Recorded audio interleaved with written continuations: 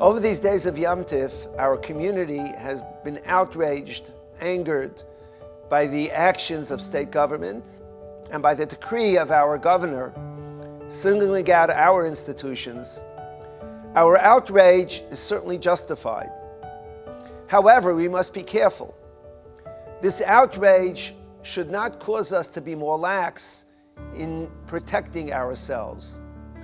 We must continue to follow the health guidelines in our shuls. In this shul, from when we've reopened, we always required the wearing of masks, the washing of hands, proper social distancing, and above all, those who feel symptoms of a cold to stay home. This must continue. There's a second wave. Doctors said it was a possibility, and it's come. First things to remember, Shmartem Nafsho Seichem. We have to do everything that we could do. Shmartem Nafsho Seichem, in this case, involves social distancing, masks. They make a big difference. We must always remember that we live not just for ourselves. At this time, we are being encouraged to have everyone tested. The most important reason is that B'siyata D'Shmai, with the help of HaKadosh Baruch Hu, will nip things in the bud. We have to be so careful about this uptick. But by being tested early, we can ensure that we'll nip it in the bud, and it's so much easier when this disease is caught early on.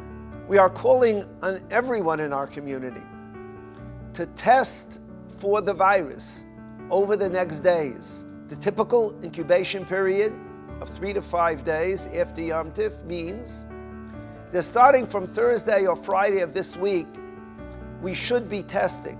In a shul of say 100 or 200 people, if one person is positive, and it may happen, and he knows about it, he can take care of himself, quarantine.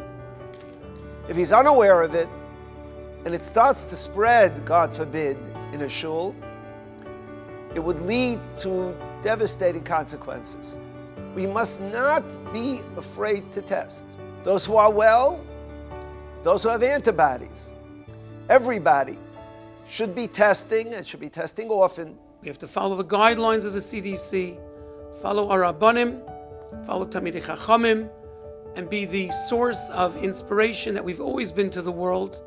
And that schus will be zeichet to the greatest simcha, coming of Mashiach Tzidkenu b'meher v'yameinu. Amen.